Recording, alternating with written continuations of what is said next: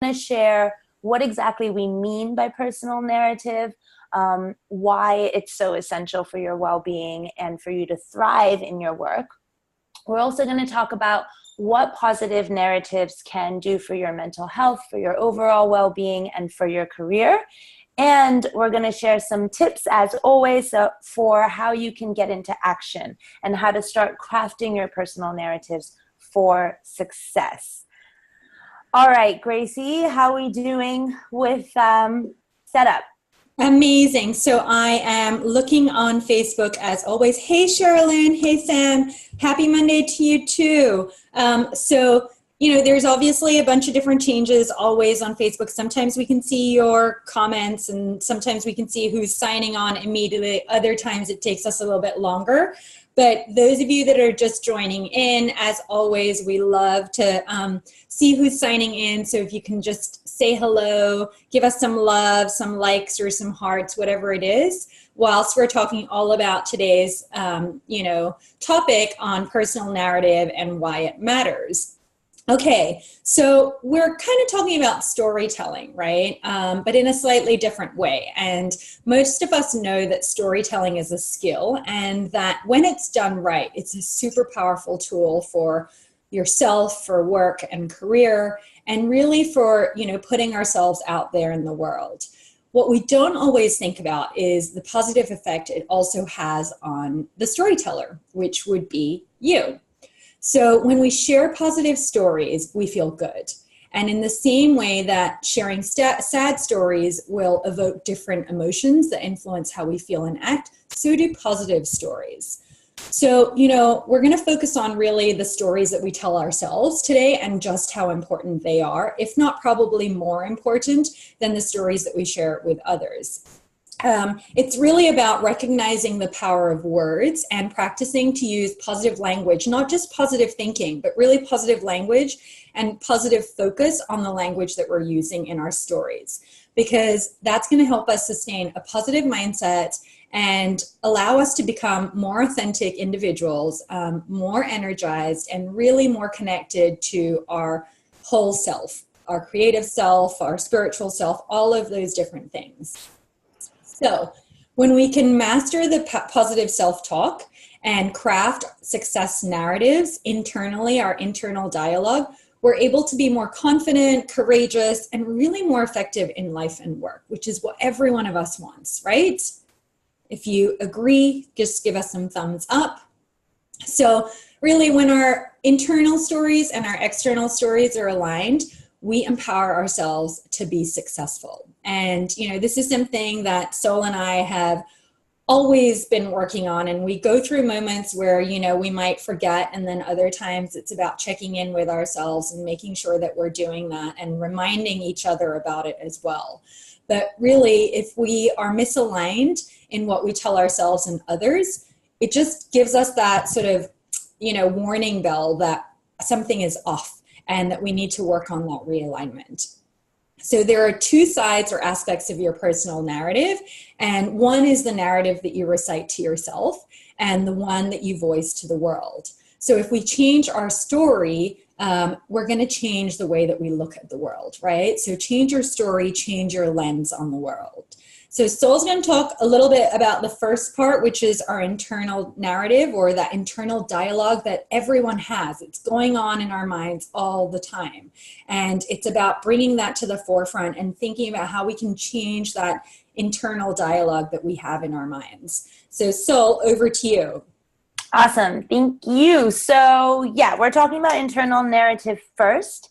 And like Grace said, it really just comes down to how you talk to yourself. So it's that internal dialogue. It's the conversations you say to yourself. It has to do with the beliefs, the attitude, and the positivity that you bring to the words, the language, and the mental space that you're in. So the conversations you have with yourself can either be destructive or they can be constructive. And this really has a direct impact on how you think, on how you're feeling day to day, and how you choose to respond or take action in different situations. So it influences how you feel about yourself. It influences how you value yourself, and how you as I said, respond to situations in your life as well as in your work. So some simple examples just to kind of contextualize what we're talking about. As I said, positive self-talk is really, you know, you're doing it right when the language and the words that you're using are supportive to yourself and kind to yourself and self-affirming. So as an example, here's two really simple like inner statements that you could think and would naturally lead to very different attitudes and actions. So in the first instance, you might have a day at work where you're kind of feeling like, I'm going to speak up today in today's meeting because I have something important to contribute, or I have ideas I want to share, or I have an important message that I want to get out, or, you know, float up with the rest of my team for feedback. So that automatically puts you in an action-oriented mindset. It automatically brings positivity to your headspace, and it's also focusing on the possibilities that could come out of you taking that action. By contrast, on a bad day, let's say, you might be thinking to yourself, I'm not going to speak up today. I'm just going to sit and listen. I'm going to keep quiet because I might say something wrong, or people might make fun of my ideas, or nobody's going to understand. We come up with all kinds of excuses sometimes not to take action. And really, the point is that just that slight switch, that slight reframing of the words and the language that you're using with yourself will impact how you show up in the world and how other people also receive and perceive you. So by contrast, when we think about negative self-talk, you know, characteristics are the fact that it's destructive, it's self-defeating, and it's self-limiting. So as an example, I think this applies to both girls and boys, but maybe more so with women, right? When is the last time you've put something on, tried on an outfit that you're about to go out in, and you're going, okay, I look fat. This dress makes me look fat, or this outfit makes me look fat. Actually, I am really fat. Oh my gosh, look at my love handles. Look at my muffin top. No wonder I can't get a date. Why can't I lose weight? And this goes down this whole negative downward spiral, right? So that's just an example of what happens in our day-to-day. It can also happen in so many work situations as well. And so when, you know, the fact is all of us have negative self-talk tendencies sometimes, because it's connected to things that, you know, situations where we might doubt ourselves, where we're unsure of ourselves, or we feel fearful about a certain outcome. But this becomes a problem when we allow it to kind of spiral out of control, right? And that's where we get into this sort of rumination place, or like where we start dwelling on negative thoughts over and over again, and we sometimes can't get out of it. So if any of you know what I'm talking about, or have been in this headspace, maybe give a shout out. I know I definitely have. And like Grace said, it's something, you know, a lot of what we share is always things we're working on. And this is something I'm constantly working on. And I think if you're a creative too, you know, whatever form of creation you work on, I think this can really happen quite often. And it's just about being more aware of it and learning in small ways to start talking more kindly to yourself and bringing more compassion to that conversation you're having with yourself. So thinking through things, thinking through problems are not a bad thing, right? But there is a line where it can become overthinking. And when we fall into this overthinking trap, it starts to kill your well-being. It starts to kill your mental health. And it, you know, turns into this vicious cycle of self-doubt, more anxiety, more limiting beliefs. And in some cases, it can really go into serious depression. So we don't want any of that. We are all about positivity at the Change School. So it's really about just becoming aware of this. And I always like to share a little personal story because, as I said, a lot of our topics really coincide with what's going on in our lives. And if my own coach, Katie, if you're watching this, and this is a shout out to you because it was something we worked on last week, was all about how do we start eliminating certain words or certain, you know, non-positive language from our vocabulary, from the way we are conversing with ourselves and others on a day-to-day basis. So just to share with you guys some of the words I am actively working to eliminate from my own conversations. One of them is try or trying. So, you know, obviously it's great that we try to do things, but when we phrase things, when we're working towards something, really trying to make that small shift out of, I'm trying to get this done, or I'm going to try and deliver this by X date, and really start to use words like this will happen, or I am actively doing it, right? It automatically puts you in a much more hopeful, positive, and constructive headspace. Another word I have to eliminate, or I am going to eliminate, is should do something and have to do something, right? And a good sort of substitute that I'm working on is to be able to say, I get to do something, right? And again, it's such a subtle shift, but it really puts you in such a different mindset, right? When you're talking about things you should do or things you have to, you're kind of taking the back seat, right? When you're able to say things like, I get to do something, or I am doing something, that puts you front and center. You are in control, you're taking action, and you're making that choice. Couple other words we're trying to eliminate are things like always or never, right? We really don't know what's always and what's never, right? So instead of saying that, instead of using words like I'm just, or, I always do this, or I never want to do this, try and make that adjustment to something that's more accurate, that's something more positive and supportive for yourself. And one more, which I think is going to be really tough, and I just want to point out, the word is sorry, right? And I want to point out that that's actually sometimes a tough one, because there can also be a lot of cultural influences and like social, societal influences that influence the words and language we're used to using. Now, I know, being half Chinese, actually a lot of our sentences, like the way you phrase certain structures, start with sorry. And it's not meant to be an apologetic, but it's meant to be, out of respect, out of being polite. And so navigating those cultural differences and figuring out how it can work for you in different cultural contexts, in different situations, is tricky, right? But it comes down to just bringing more awareness to these things and trying to find what works best in different situations. Okay, I think that's all the words I had in my notes. I had to go and look back in my journal. I was like, what were those words I have to eliminate, or I get to eliminate?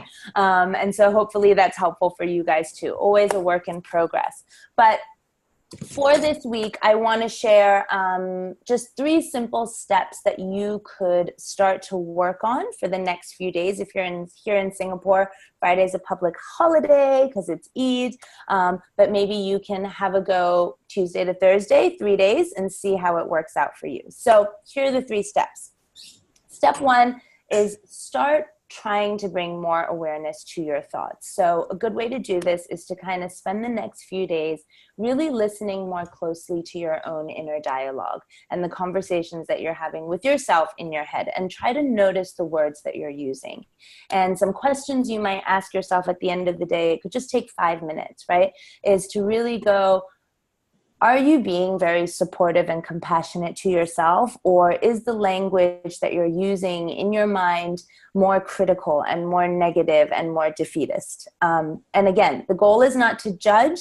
The goal is to bring awareness to it so that you can start making adjustments. Another question to think about is, would you use the same words or the same language with somebody you loved, a friend, or somebody you cared about?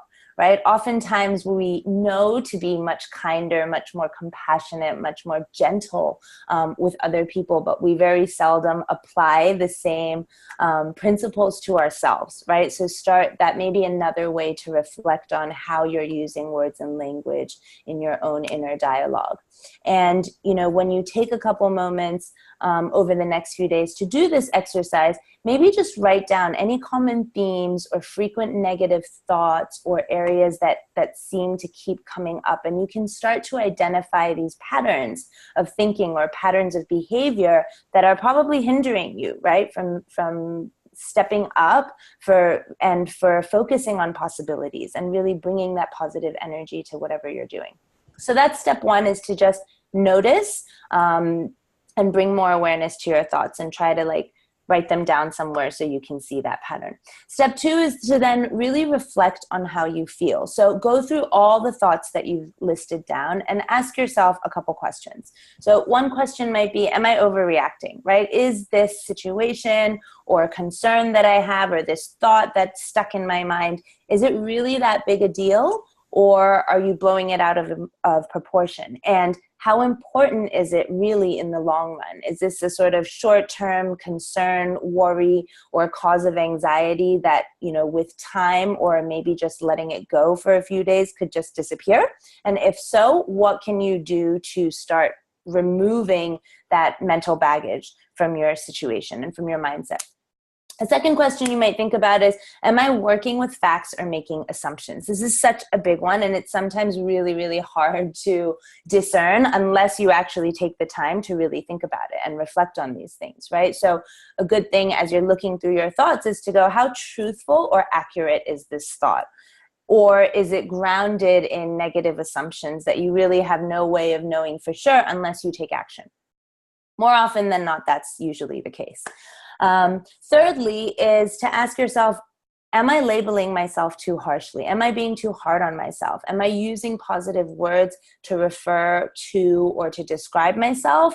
Or are they negative and self-defeating, right? And lastly, reflect on whether you might be looking at things a bit too black and white, right? So sometimes, a lot of times, any given situation, good, bad, or ugly, can have both a positive and a negative outcome, right? And we always like to say that there's really no such thing as mistakes, right? Or failing, because everything is a learning opportunity. So if you can start to bring that lens to whatever it is you're dealing with, whatever barrier, whatever challenge, whatever problem seems to come up, how can you sort of live in the gray a little bit, right? And not really look to define whether it's good or bad, but kind of see the hidden lesson, see the hidden opportunity and possibility that can come out of it.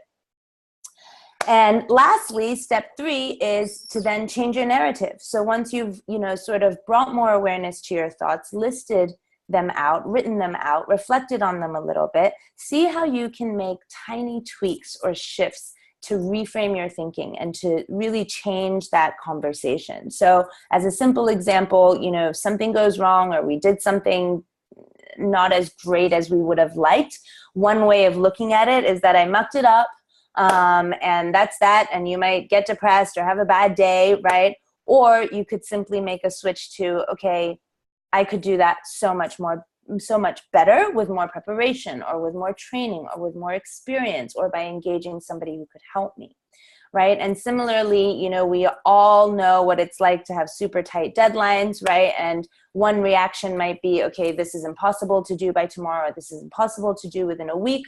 Or another way to look at it could be, okay, I have a shitload to get done and it has to happen one step at a time. And this is how much I can do.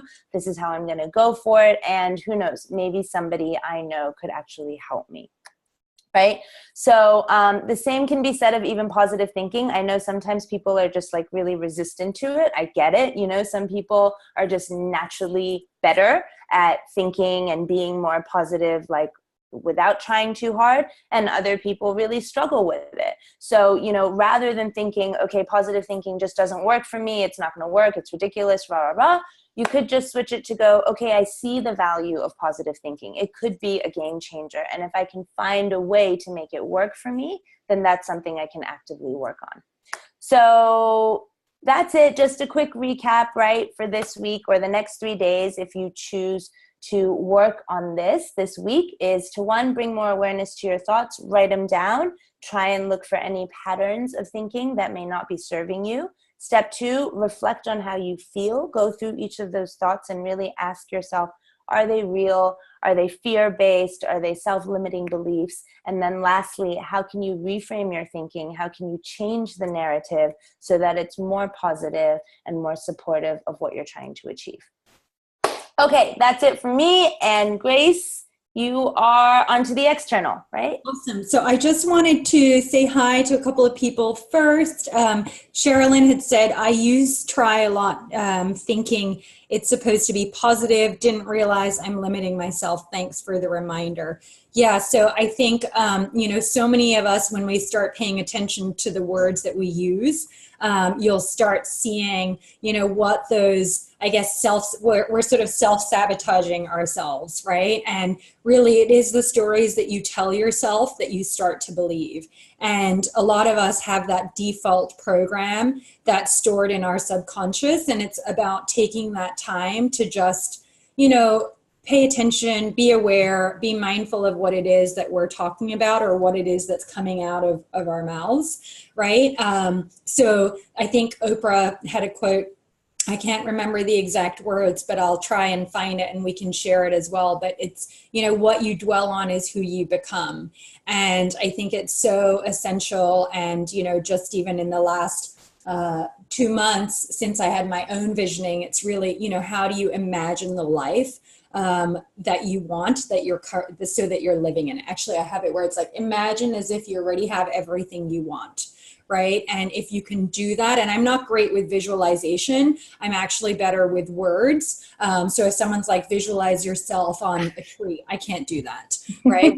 I have words and I have quotes and different things spread around, then I'm more likely to, imprint that in my day-to-day life. So when you're doing this, also think about what works best for you, right? How can you get these little reminders? And whether it's popping in on your phone, I mean, I have now these reminders on my phone that say little things, right? And remind me to be mindful of, or be happy or grateful for the abundance that's around, or different things in there, or different quotes that pop up. So just really think what works for you, because for some, it might be a visualization technique. For others, it might be, having these reminders and as quotes or as sayings or whatever it is, right? So as Syl said, start paying attention to the stories that you tell yourself, the words that you use. It's about owning your life and building that mindset and skills to transform your life and the different parts of your life. And I just wanted to share before we move on. Hey, Leanne, I just wanted to share as well before we move on, there's a great book called The Big Leap.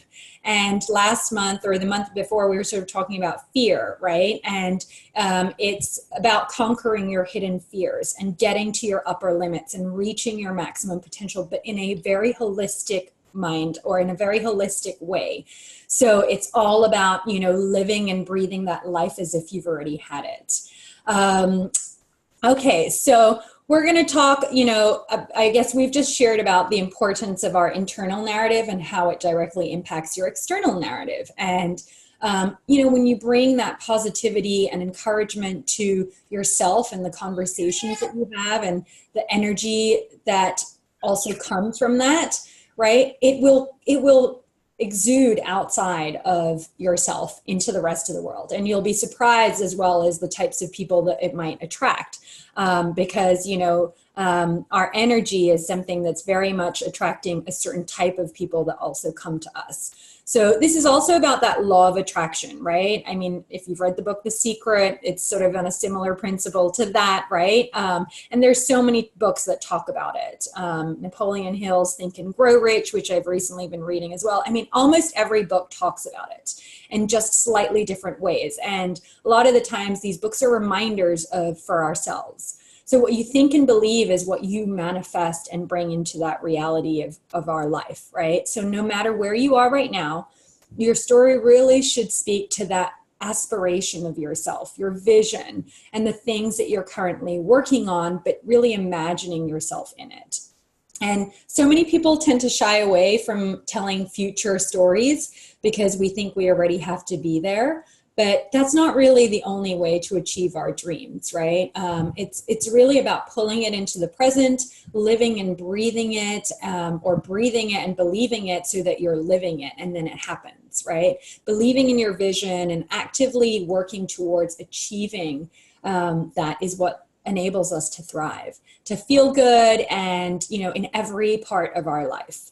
And when that's in flow, or when all of those things are aligned, that's really when we start being in flow, and things will always ebb and flow. But one of the most important life, areas where is having that external narrative is being positive, right? And it's essential when it comes to your career, because whether you're looking to level up in your current career or maybe making a switch in your industry, you need to focus on the stories and narratives that you say to yourself, but also that is an external narrative that we share. And it's about what you're working towards, the impact that your work enables you to do, right? And sharing that with the people that you're connecting with in your networks, in your tribe, in interviews, all of those sort of things, right? And that's something that we need to start with our internal dialogue. But if it's something that you want to work on the external, we do have a free storytelling ebook. It's at bit.ly/TCS story. So I'll share that with you guys, or we'll share it with you in our comments, and you'll be able to grab get your hands on that. But inside the ebook, you'll be guided through the steps to crafting your narrative in a way that's going to be building or bringing you more confidence, clarity, and success to your career, and really shaping that success narrative for your future vision that you are living and breathing right now, because we're all starting right now. So it's going to help you maximize the first impression you make and the impact of your story. And it's going to help you develop 4 short stories that you can always have in your back pocket when you're sharing in maybe different networking situations or personal situations. So the 4 stories are my who am I story. So really talking about who you are, what you stand for, how to advocate yourself. The second is your journey story. So it's about connecting the dots of your past, your present, and your future career journey. And your third is the turning point story. And it explains an important turning point, or that aha moment that was triggered for you, that has triggered you to focus on this next stage of your career, or growing your career, or making a bigger change. And the last part of the ebook is really about your vision story. So it tells the story of your future career, in a way that inspires and wins the support of your listener. And just have fun with it. You're not going to be able to tell your entire story to everyone you meet.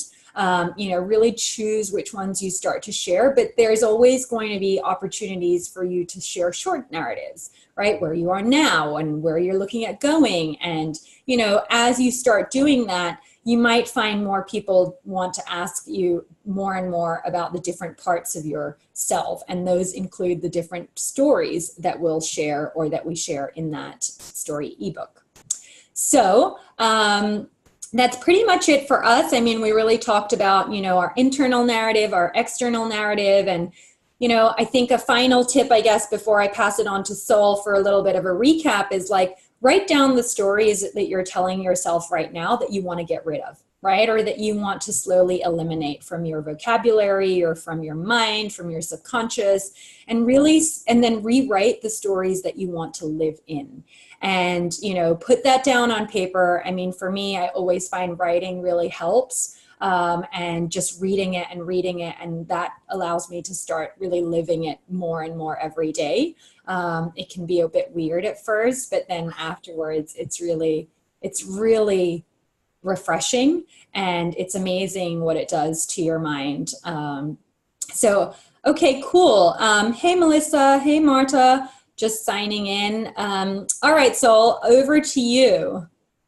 Awesome. Yeah, no, I think it's been pretty straightforward, but just, in case folks are jumping in now or missed the earlier half of tonight's session, just a quick recap. So tonight we've talked about the importance of bringing more awareness and positivity to your internal and external narratives so that you can really boost your well-being in your career and in your professional life, right? So it really starts from the inside out, like we always say, and that's why even inside our signature Bold Career Move course, we always start from the inside. So it's where you know, what is it that you tell yourself? What is it that you believe? What are the motivations that drive you and propel you forward?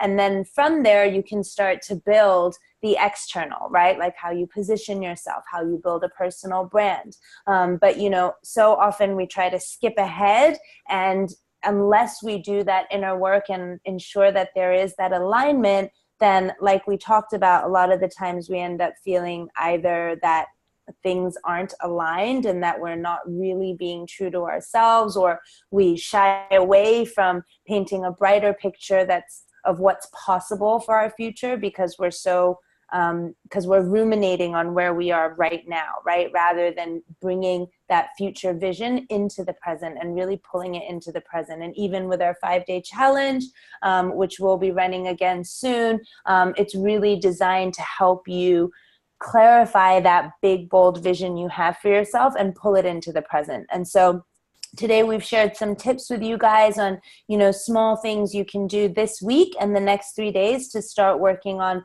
that inner narrative. And then as Grace shared, we have a great free ebook that you can work through to help you then move from the inside to the outside and start crafting an amazing external narrative, or, you know, series of short narratives that you can start to put out into the world. And I think, you know, whether you choose to use our Career Shifters community or just friends and family members that you trust, you know, I'd encourage you. I think Grace is totally right.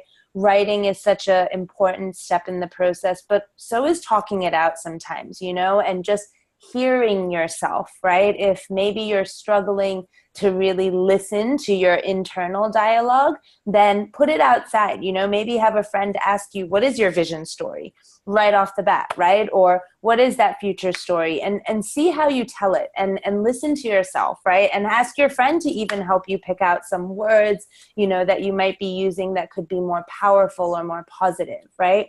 And I think, like Grace said, have fun with it. You know, it doesn't have to be this painful, like this isn't homework, right?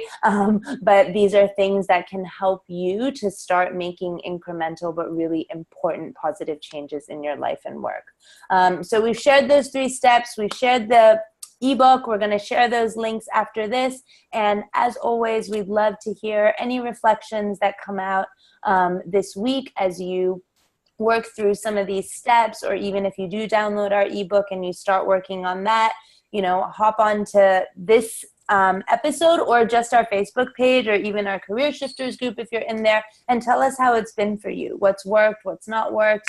Maybe you have some questions, or maybe you want some feedback on how to make it better. We always get super excited when people are getting their hands on our stuff and working through it and giving us feedback on how we can make it better. So encourage you guys to do that. We'll be looking out for your comments, and otherwise we will be back next week. Yeah, perfect. So thanks so much for so many of you guys watching us live. You know, it's always great to have you guys tuning in live. So we'll share the link in the comments. I believe the link has been shared in the comments for our storytelling ebook. But if there is anything else, I'll also mention the book again in the comments in a little bit.